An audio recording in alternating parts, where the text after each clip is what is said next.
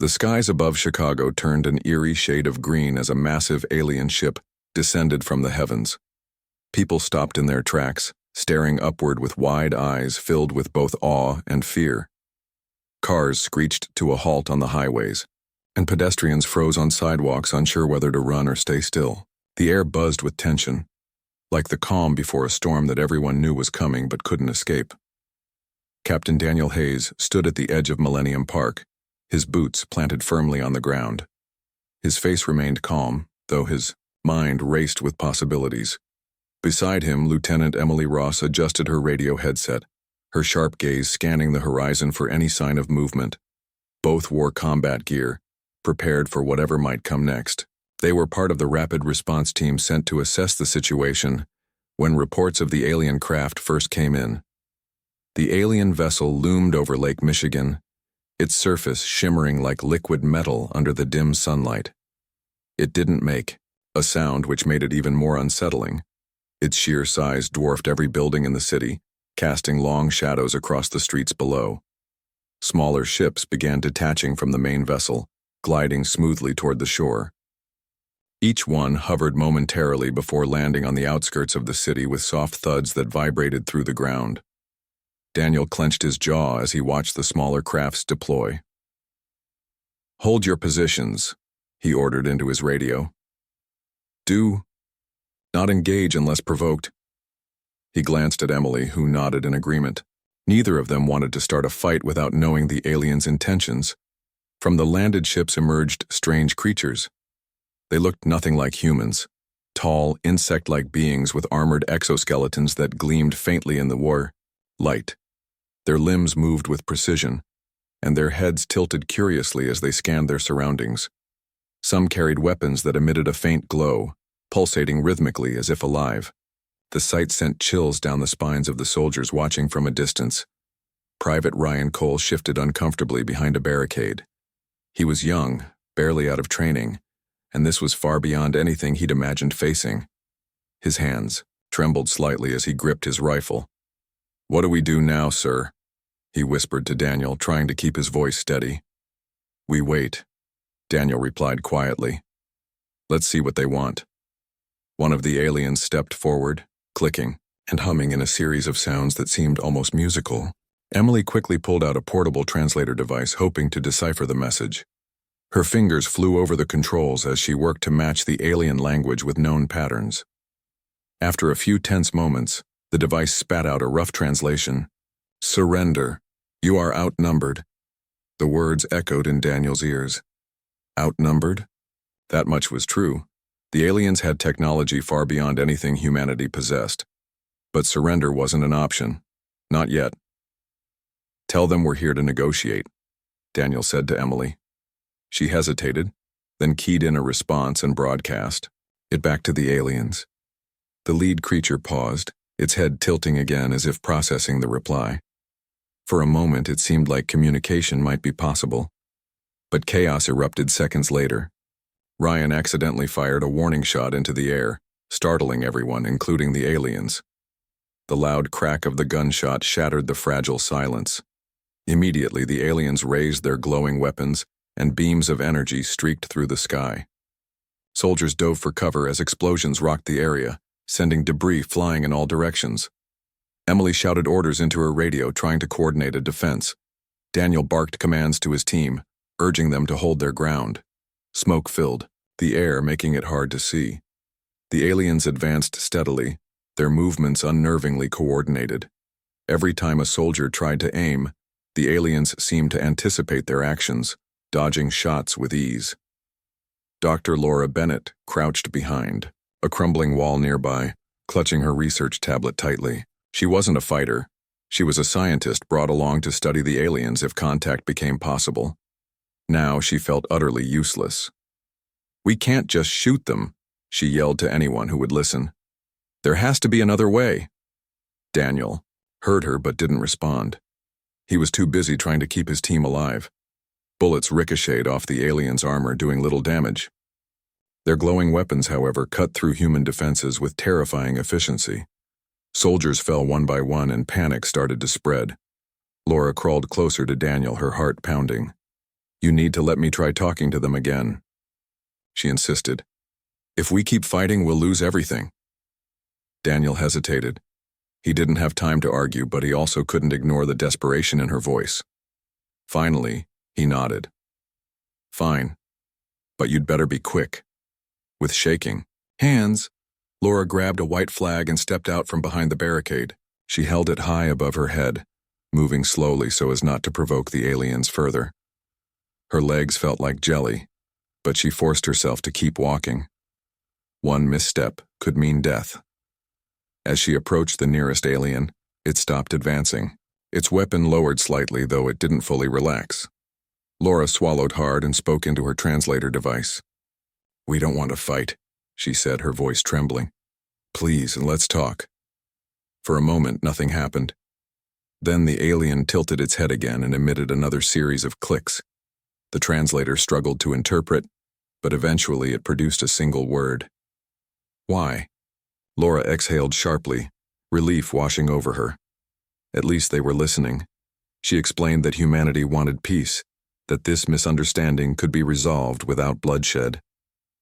The alien extended a clawed hand toward her, either as a gesture of truce or something else entirely. Either way, it bought them some time. Back behind the barricades, Daniel watched the scene unfold with mixed emotions. He didn't trust the aliens, not yet, but he couldn't deny that Laura's bravery had given them a chance. For now, the battle paused, leaving both sides to regroup and rethink their strategies. What came next would define the fate of humanity, and perhaps the entire planet. The pause in the fighting felt fragile, like a thin sheet of ice ready to crack under pressure. Dr. Laura Bennett stood frozen, her heart pounding as the alien's clawed hand hovered inches from her face. She didn't know if it was offering peace or preparing to strike. Her translator device buzzed softly, struggling to decode the clicks and hums coming from the creature. Behind her, Captain Daniel Hayes and Lieutenant Emily Ross exchanged tense glances, their fingers resting on their weapons.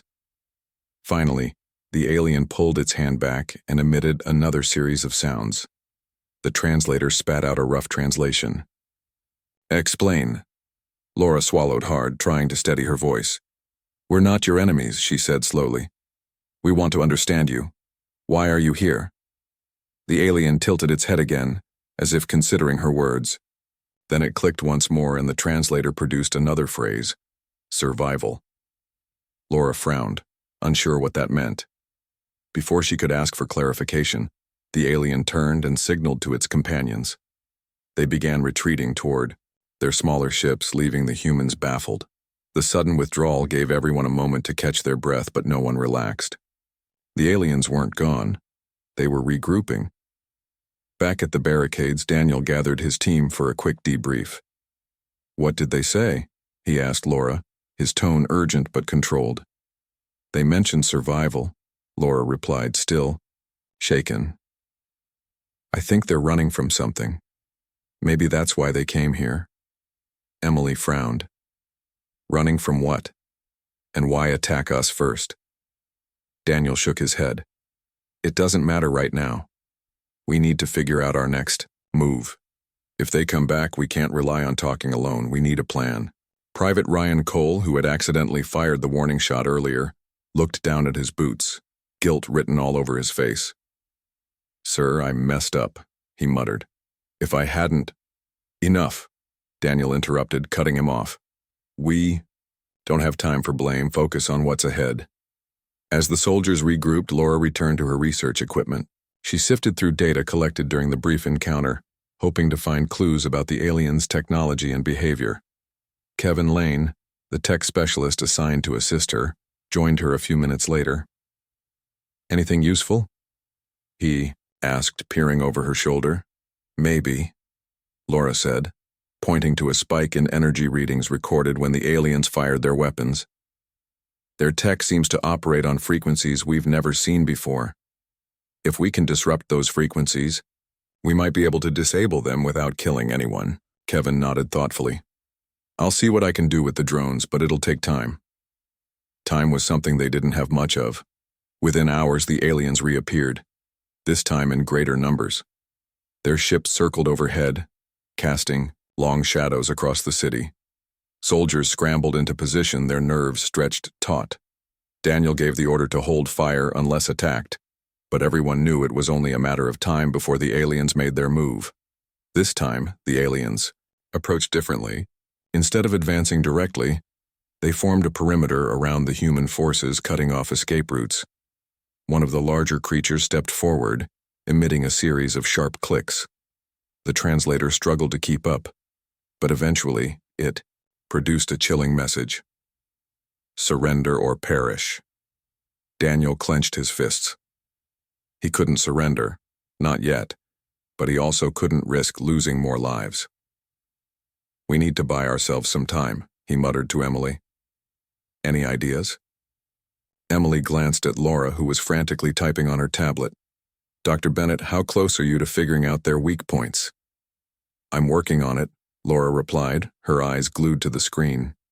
But I need a distraction, a big one, to gather more data. Without hesitation, Emily grabbed a flare gun from her belt and fired it into the sky. The bright red light caught the aliens' attention, causing them to shift their focus momentarily. Laura used the opportunity to scan the area with her equipment, collecting valuable information about their movements and energy signatures. Meanwhile, Kevin worked furiously to program the drones. He uploaded frequency patterns based on Laura's findings, hoping to create a weapon that could incapacitate the aliens without causing permanent harm. Almost there, he muttered under his breath. The aliens grew impatient. They began firing random shots, forcing the soldiers to take cover. The glowing beams tore through buildings and vehicles, leaving destruction in their wake. Private Ryan ducked behind a pile of rubble, clutching his rifle tightly. His hands trembled, but he forced himself to stay focused. This was his chance to make things right. Daniel noticed Ryan's determination and nodded approvingly. Good work, soldier, he said quietly. Keep it up. Finally, Kevin gave the signal. Drones are ready, he shouted. Emily immediately deployed them, sending the small machines buzzing toward the alien formation. At first, nothing happened. Then the drones emitted a low-pitched hum, vibrating at a frequency designed to interfere with the aliens' neural networks. The effect was immediate. The aliens staggered, their movements becoming erratic. Some dropped to their knees, clutching their heads as if in agony. Others collapsed entirely, unable to withstand the disruption. The humans watched in stunned silence as their once formidable opponents faltered. Daniel felt a pang of guilt but pushed it aside. Regroup, he ordered. Secure the area. As the remaining aliens retreated to their ships, Laura approached, one of the fallen creatures cautiously. It twitched slightly, its glowing eyes dimming. She knelt beside it, studying its armor and physiology. They're suffering, she murmured. We hurt them, but we didn't kill them. Emily placed a hand on her shoulder. It's war, Dr. Bennett. Sometimes you don't get to choose how it ends. Laura shook her head. This isn't over. Not by a long shot. High above, the alien mothership remained stationary, watching silently. Its presence loomed ominously, a reminder that humanity's victory was far from complete. For now, though, the battle had paused, giving both sides time to recover and rethink their strategies. The battlefield was eerily quiet after the drone's attack. The fallen aliens lay motionless on the ground, their glowing weapons dimmed and lifeless. Smoke drifted lazily through the air, mixing with the metallic scent of destruction. Soldiers moved cautiously among the debris, their rifles still raised, ready for any sudden retaliation. But the remaining aliens had retreated to their ships, leaving behind only silence and unanswered questions. Captain Daniel Hayes stood near the edge of the ruined street, his eyes fixed on the massive alien mothership hovering above Lake Michigan. It hadn't moved since the battle ended, but its presence loomed like a storm cloud waiting to burst. He turned to Lieutenant Emily Ross, who was helping Private Ryan Cole check the perimeter. "What's the status?" he asked, his voice low, but firm. "All clear for now," Emily replied, brushing dirt off her uniform. "But they're not gone. That ship is still here." Daniel nodded grimly. "We need to figure out what they're planning next, and we need to be ready." Nearby, Dr. Laura Bennett knelt beside one of the fallen aliens. Its exoskeleton gleamed faintly in the sunlight, though its body remained still. She hesitated before reaching out to touch its clawed hand. It was cold, almost lifeless. Her heart ached as she thought about the suffering they had caused. These creatures weren't mindless monsters. They were intelligent beings, driven by fear and desperation. Kevin. Lane approached her carrying a small scanner. "Let me take some readings," he said gently. "We might learn something useful." Laura stepped back, allowing him to work. She glanced around at the soldiers securing the area, their faces etched with exhaustion and guilt. Even those who hadn't pulled the triggers looked haunted by what had happened. This wasn't how humanity had imagined first contact with extraterrestrial life. Instead of unity or discovery, it had become a brutal conflict fueled by misunderstanding and mistrust. Back at the command post, Colonel Matthew Brooks reviewed the footage captured during the battle. His brow furrowed as he watched the aliens collapse under the drone attack. "They're vulnerable to frequency disruption," he muttered to himself. "That gives us an advantage, but it also raises ethical concerns." Emily joined him, holding a report compiled by Laura and Kevin. "Dr. Bennett thinks we should try communicating again," she said. "She believes there's a chance we can negotiate." Brooks sighed heavily. "Negotiate? After what just happened? They attacked us first, Lieutenant. We can't afford to let our guard down." "I know, sir," Emily replied. "But if they're running from something bigger and if they're willing to listen, we might prevent further bloodshed." Brooks rubbed his temples, weighing the options. Finally, he nodded. "Fine. Tell Captain Hayes to arrange another meeting.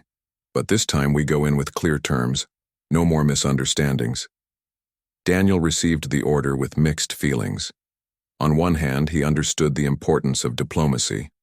On the other, he couldn't shake the image of his men falling under alien fire. Still, he trusted Emily and Laura enough to give it a shot. Together, they devised a plan to approach the aliens cautiously, using both words and technology to ensure safety. Next morning, a small team assembled near the outskirts of the city. Daniel led the group, flanked by Emily and Laura. Kevin stayed behind to monitor the drones, which would remain on standby in case things went wrong. As they approached the alien ships, the air grew heavy with tension. Each step felt heavier than the last. One of the smaller alien vessels opened slowly, revealing a lone figure standing in the doorway. It was taller than the others, with markings on its armor that suggested leadership. The creature stepped forward, clicking softly. Laura activated her translator device, hoping it would work this time. "Why have you come here?" she asked, her voice steady despite her nerves. The alien tilted its head, processing the question. After a pause, the translator produced a response. "Refuge. Escape." Laura exchanged a glance with Daniel. "You're fleeing something?" "Yes," came the reply. "Destruction follows us." Emily leaned closer to Daniel. "They're refugees," she whispered. "Not invaders." Daniel frowned. "If that's true, why attack us?" Before Laura could ask, the alien continued. "Fear drove us. Your weapons. Unfamiliar. Threatening." Laura nodded slowly. "We didn't mean to harm you, but you fired. First," the alien clicked again, its tone softer this time. "Misunderstanding regrettable." A tense silence followed. Daniel finally spoke up. "We're willing to talk, but you need to stand down your forces. No more attacks." The alien hesitated, then signaled to its companions. Slowly, the other ships began powering down, their lights fading. It was a sign of compliance, or at least a temporary truce. As the team returned to the command post, Laura felt a flicker of hope. "Maybe we can help them," she said to Emily. "If they're truly refugees, we owe it to them to find a solution." Gowie nodded, though doubt lingered in her eyes. "It won't be easy. Governments will have opinions, people will panic." Colonel Brooks listened carefully as Daniel reported the exchange. When they finished, he leaned back in his chair, deep in thought. "This changes everything," he said finally. If they're telling the truth, we can't turn them away. But offering aid comes with risks. What kind of risks? Daniel asked. For starters, their technology, Brooks replied. If we bring them closer, we expose ourselves to potential threats. And what about the thing they're running from? What if it follows them here? Laura stepped forward, her expression determined. Sir, we already disrupted their neural networks. If worse comes to worst, we can defend ourselves. But right now, they're vulnerable. If we don't help them, we'll lose any chance at peaceful coexistence. Brooks studied her for a moment, then sighed. All right, I'll contact Washington and see what they say. In the meantime, keep monitoring their activity and prepare for every possibility. Over the next few days, negotiations continued. The aliens shared fragments of their history, describing a war that had devastated their home planet. Their enemies were relentless, driven by conquest and annihilation. Fleeing had been their only option, but even in exile, they lived in constant fear of being hunted down. Laura translated their stories into reports which were sent to world leaders for review. Some officials argued against helping the aliens, citing security concerns. Others saw an opportunity to learn from their advanced technology. Debates raged across the globe, dividing governments and sparking protests in major cities. Through it all, Daniel and his team remained vigilant. The aliens kept their promise, maintaining a defensive posture and avoiding further conflict. But the scars of battle lingered on both sides. Many humans struggled to see the aliens as anything other than invaders, while the aliens themselves bore the trauma of having their minds disrupted by human ingenuity. One evening, as the sun dipped below the horizon, Laura sat alone by the lake, staring at the mothership. It glowed faintly in the twilight, a silent reminder of the fragile peace they had forged. She wondered if humanity was truly ready for this responsibility, or if they were simply postponing the inevitable. Kevin joined her a few minutes later, holding 2 cups of coffee. Hard day? He asked, handing her one. You could say that, Laura replied with a weak smile. I just keep thinking about what happens next. Are we doing the right thing? Kevin shrugged. Only time will tell. But at least we're trying. That's more than most people would do. Laura nodded, sipping her coffee quietly. Above them, the stars began to twinkle, vast and infinite. Somewhere out there, danger lurked, for both humans and aliens alike. For now, though, they had each other. And maybe, just maybe, that was enough to start rebuilding trust. The days that followed were tense but quieter. The aliens remained secluded inside their ships, rarely venturing out unless escorted by human representatives. Negotiations continued, though progress was slow and fraught with mistrust on both sides. Humanity struggled to reconcile its fear of the unknown with the moral obligation to help those in need. The aliens, meanwhile, carried deep wounds, not just physical ones from the battle, but emotional scars from their long journey across the stars. Dr. Laura Bennett spent most of her time working closely with the alien leader, a creature she had come to identify as Kale, based on the markings etched into its armor. Through repeated interactions, she learned more about their culture and language. Kale's clicks and hums became less foreign to her ears, and the translator device improved with each use.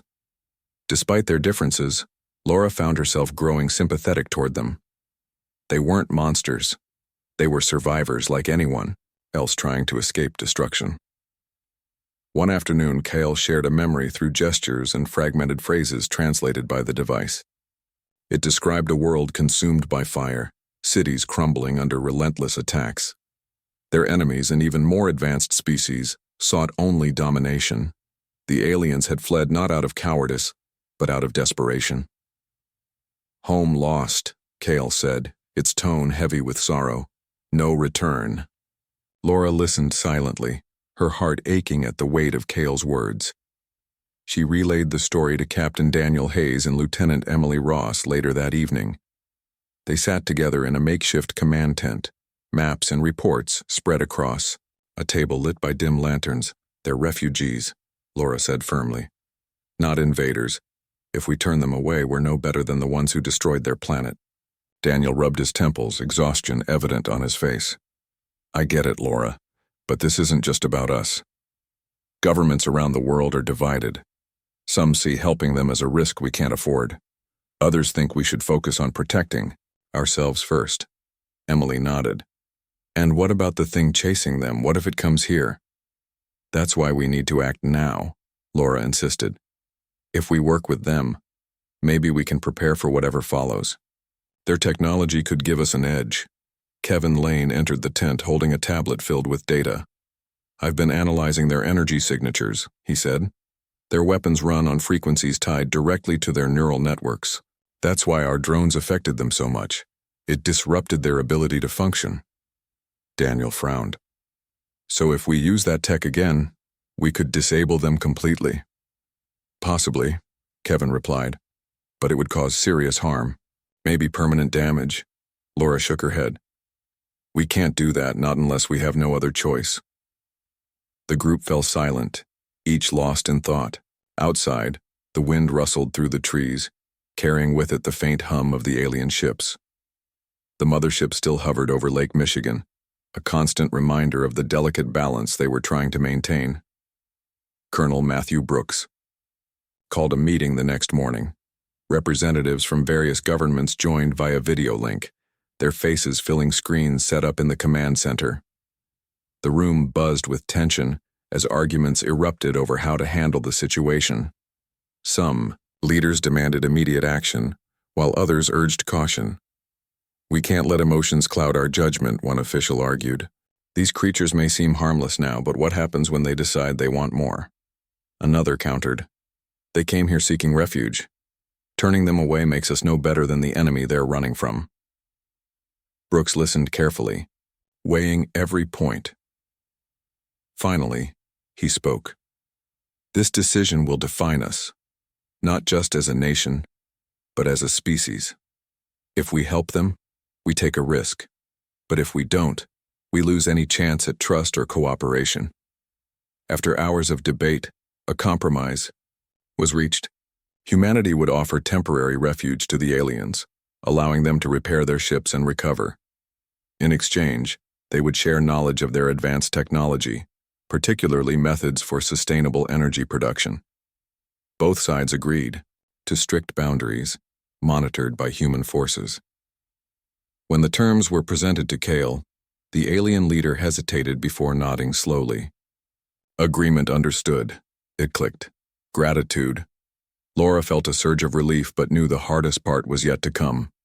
Trust took time to build, especially after the trauma of battle. Many soldiers, including Private Ryan Cole, wrestled with guilt over what they had done. Ryan often visited wounded comrades in the hospital, seeking solace in conversation. One patient, Alex Carter, reminded him of his younger brother back home. Together, they talked about moving forward. Not just physically, but emotionally. You did what you had to do, Alex told him one day. We all did. Now we rebuild. Ryan nodded, though doubt lingered in his eyes. Do you think they'll forgive us? Alex shrugged. Maybe. Or maybe forgiveness isn't the point. Maybe it's about learning from this and doing better next. Time. As weeks passed, life began to stabilize. Soldiers returned to their routines, though the scars of the conflict remained fresh. Engineers worked alongside alien technicians, studying their technology and finding ways to adapt it for human use. Dr. Laura Bennett continued her research, documenting everything she learned about the aliens' biology and culture. She hoped her findings would pave the way for future understanding between the two species. Kale and its crew stayed mostly aboard their repaired ships, observing humanity from a distance. Occasionally, Kale met with Laura to discuss progress. Though communication was still challenging, mutual respect grew between them. One evening, as the sun set over the lake, Kale stood beside Laura, gazing at the horizon. Beautiful. It clicked softly. Yes, Laura replied. It is. For a moment, there was peace, a fragile, fleeting connection between two vastly different beings. But beneath the surface, questions lingered. What would happen when the aliens left? Would humanity truly change because of this encounter? And what awaited them beyond the stars? High above, the mothership prepared for departure. Its engines hummed softly, glowing brighter with each passing hour. Humanity braced itself, unsure whether this marked the end of an era or the beginning of something greater. As the ship ascended into the sky, Daniel watched silently, his mind racing with possibilities. Though the aliens had been sent home, the lessons they left behind would shape humanity for generations to come. The day the alien mothership prepared to leave, the atmosphere in Chicago was heavy with mixed emotions. Soldiers stood at attention, their faces a blend of pride and unease. Civilians gathered on rooftops and along the shores of Lake Michigan, watching as the massive vessel hummed with energy. It was a moment that would be remembered for generations, a symbol of humanity's first real encounter with extraterrestrial life. Captain Daniel Hayes stood near the edge of the lake, his hands clasped behind his back. He had spent countless nights replaying the events in his mind, questioning every decision he'd made. Had they done enough? Could they have avoided bloodshed altogether? The weight of leadership pressed down on him, but he forced himself to remain composed. This wasn't just about him, it was about what came next. Lieutenant Emily Ross joined him, her boots crunching softly against the gravel. "They're almost ready," she said, nodding toward the ship. Its surface shimmered like liquid metal, under the morning sun, casting reflections across the water. Daniel exhaled slowly. "Do you think we made the right call?" Emily hesitated before answering. "I don't know, but I do know we gave them a chance. That has to count for something." Nearby, Dr. Laura Bennett stood beside Cale, the alien leader. She had grown close to the creature over the weeks, learning not only its language but also glimpses of its thoughts and emotions. Now, as they faced each other one last time, she felt a pang of sadness. They weren't friends, not exactly, but they had formed a bond born out of necessity and understanding. "Thank you," Laura said, her voice steady despite the lump in her throat, "for trusting us."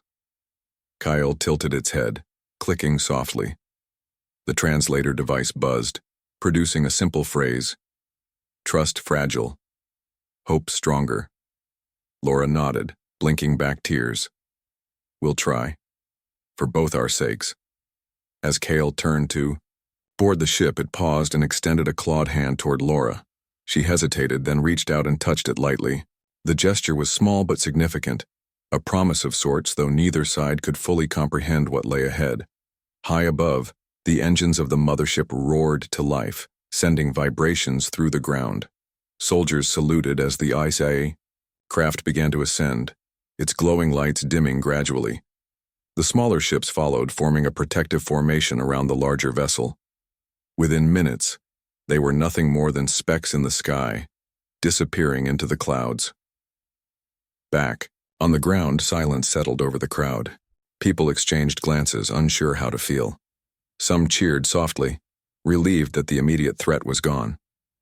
Others remained somber, reflecting on the cost of the encounter. Humanity had won this round, but victory came with scars, both visible and invisible. Private Ryan Cole stood among his fellow soldiers, staring up at the empty sky. His guilt hadn't faded, but talking to Alex Carter had helped him find some measure of peace. Still, he couldn't shake the image of the fallen aliens, their glowing eyes dimming as they collapsed under the drone attack. "Do you think they'll remember us?" he asked Alex quietly. Alex shrugged. "Probably. But whether it's good or bad, that's up to us now." Ryan nodded, clenching his fists. "Then we'd better make sure they remember us for the right reasons." In the days that followed, life slowly returned to normal, or as close to normal as possible. Soldiers returned to their bases carrying stories of the battle and the uneasy truce that followed. Engineers continued studying the alien technology, finding ways to adapt it for human use. Sustainable energy solutions emerged from their research, offering hope for a cleaner, brighter future. Dr. Laura Bennett worked tirelessly to document everything she had learned about the aliens. Her reports filled pages upon pages, detailing their biology, culture, and history. She hoped her findings would serve as a guide for future encounters, ensuring humanity approached such situations with wisdom rather than fear. Colonel Matthew Brooks addressed the troops one final time before disbanding the operation. "What happened here will shape the course of history," he said, his voice firm but kind. "We faced something we didn't understand, and we made mistakes. But we also showed courage and compassion. Remember that moving forward." His words lingered in the air as the soldiers dispersed, each carrying their own memories of the event. For some, it was a story of triumph. For others, it was a lesson in humility. And for everyone, it was a reminder of how fragile trust could be, and how vital it was to protect. Months passed, and the world moved on. News outlets shifted their focus to other topics, though documentaries and debates about the alien encounter continued to spark interest. Governments collaborated on new policies regarding extraterrestrial contact, using the lessons learned from the incident to prepare for any future visitors. Laura often found herself thinking about Cale and the others. She wondered where they were now, whether they had found safety or if danger still pursued them.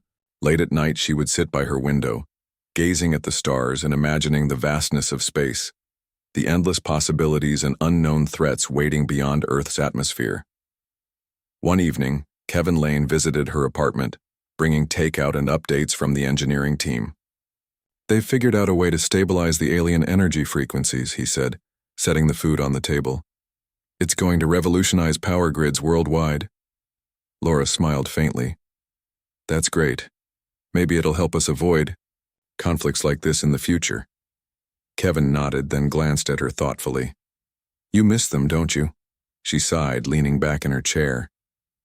"Yeah. Not just because of what they taught us, but because of what they reminded us.